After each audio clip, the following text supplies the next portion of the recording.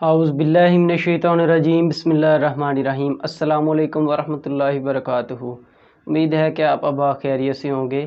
تو فضائل اعمال کا جو سلسلہ ہم نے شروع کیا ہوا ہے، تو آج اس میں جو واقعہ ہے صلح حدیبیہ اور ابو جندل رضی اللہ تعالیٰ عنہ اور ابو بصیر رضی اللہ تعالیٰ عنہ کا قصہ ہے۔ تو چلیے اس واقعے کو شروع کرتے ہیں۔ بسم اللہ الرحمن الرحیم۔ صلح حدیبیہ اور ابو جندل رضی اللہ تعالیٰ عنہ اور ابو بصیر رضی اللہ تعالیٰ عنہ کا قصہ۔ حضور اقدس صلی اللہ علیہ وآلہ وسلم عمرہ کے ارادہ سے مکہ تشریف لے جا رہے تھے۔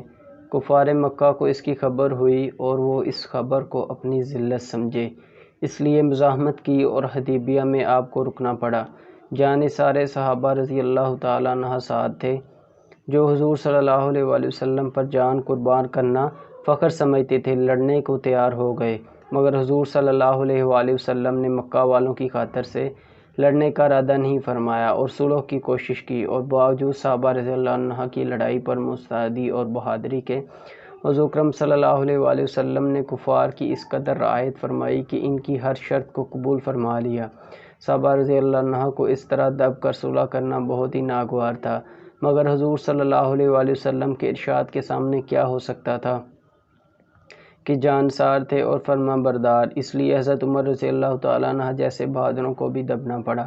صلح میں جو شرطیں طے ہوئیں، ان شرطوں میں ایک یہ شرط بھی تھی کہ کافروں میں سے جو شخص اسلام لائے اور ہجرت کرے، مسلمان اس کو مکہ واپس کر دیں گے، اور مسلمانوں میں سے خدا نخواستہ اگر کوئی شخص مرتد ہو کر چلا آئے تو وہ واپس نہ کیا جائے۔ یہ صلح نامہ ابھی تک پورا لکھا بھی نہیں گیا تھا کہ حضرت ابو جندل رضی اللہ تعالیٰ عنہ ایک صحابی تھے جو اسلام لانے کی وجہ سے طرح طرح کی تکلیفیں برداشت کر رہے تھے اور زنجیروں میں بندھے ہوئے تھے۔ اسی حالت میں گرتے پڑتے مسلمانوں کے لشکر میں اس امید پر پہنچے کہ ان لوگوں کی حمایت میں جا کر اس مصیبت سے چھٹکارا پاؤں گا۔ ان کے باپ سہیل نے، جو اس صلح نامہ میں کفار کی طرف سے وکیل تھے، اس وقت تک مسلمان نہیں ہوئے تھے۔ فتح مکہ میں مسلمان ہوئے۔ انہوں نے صاحبزادے کے تماچے مارے اور واپس لے جانے پر اصرار کیا۔ حضور صلی اللہ علیہ وآلہ وسلم نے ارشاد فرمایا کہ ابھی صلح نامہ مرتب بھی نہیں ہوا، اس لیے ابھی پابندی کس بات کی، مگر انہوں نے اصرار کیا۔ پھر حضور صلی اللہ علیہ وآلہ وسلم نے فرمایا کہ ایک آدمی مجھے مانگا ہی دے دو، مگر وہ لوگ ضد پر تھے، نہ مانا۔ ابو جندل رضی اللہ تعالیٰ نے مسلمانوں کو پکار کر فریاد بھی کی کہ میں مسلمان ہو کر آیا اور کتنی مصیبتیں اٹھا چکا ہوں، اب واپس کیا جا رہا ہوں۔ اس وقت مسلمانوں کے دلوں پر جو گزری ہوگی اللہ ہی کو معلوم ہے، مگر حضور صلی اللہ علیہ وآلہ وسلم کے ارشاد سے واپس ہوئے۔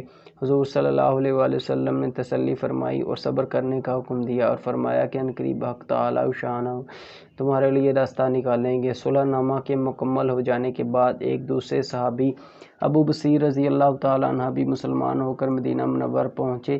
کفار نے ان کو واپس بلانے کے لیے 2 آدمی بھیجے۔ حضور اقدس صلی اللہ علیہ وآلہ وسلم نے حسب وعدہ واپس فرما دیا۔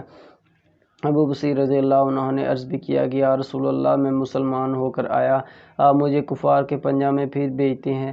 آپ صلی اللہ علیہ وآلہ وسلم نے ان سے بھی صبر کرنے کو ارشاد فرمایا اور فرمایا کہ انشاءاللہ عنقریب تمہارے واسطے راستہ کھلے گا۔ یہ صحابی ان دونوں کافروں کے ساتھ واپس ہوئے۔ راستہ میں ان میں سے ایک سے کہنے لگے کہ یار، تیری یہ تلوار تو بڑی نفیس معلوم ہوتی ہے۔ شیخی باز آدمی ذرا سی بات میں پھول ہی جاتا ہے۔ وہ نیام سے تلوار نکال کر کہنے لگا، ہاں، میں نے بہت سے لوگوں کو پیراس کا تجربہ کیا ہے۔ یہ کہہ کر تلوار ان کے حوالے کر دی۔ انہوں نے اسی پر اس کا تجربہ کیا۔ دوسرا ساتھی یہ دیکھ کر کہ ایک تو نپٹا دیا، اب یہ میرا نمبر ہے، بھاگا ہوا مدینے آیا اور حضور اکرم صلی اللہ علیہ وآلہ وسلم کی خدمت میں حاضر ہو کر عرض کیا کہ میرا ساتھی مر چکا ہے، اب میرا نمبر ہے۔ اس کے بعد ابو بصیر رضی اللہ تعالیٰ عنہ پہنچے اور عرض کیا کہ یا رسول اللہ، آپ اپنا وعدہ پورا فرما چکے کہ مجھے واپس کر دیا۔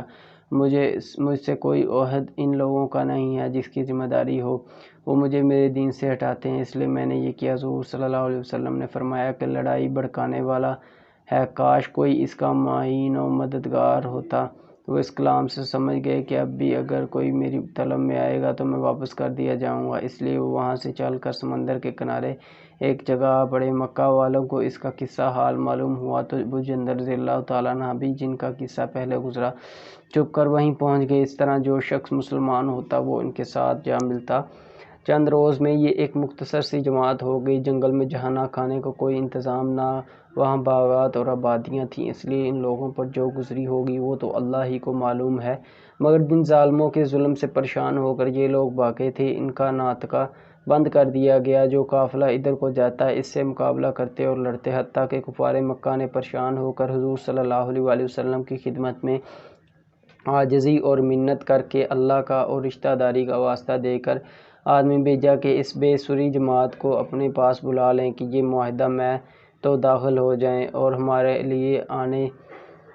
لیے آنے جانے کا رستہ کھلے۔ لکھا ہے کہ حضور صلی اللہ علیہ وآلہ وسلم کا اجازت نامہ جب ان حضرات کے پاس پہنچا تو ابو بصیر رضی اللہ تعالیٰ عنہ مرض الموت میں گرفتار تھے۔ حضور صلی اللہ علیہ وآلہ وسلم کا حوالہ نامہ ختم برکات میں تھا کہ اسی حالت میں انتقال فرما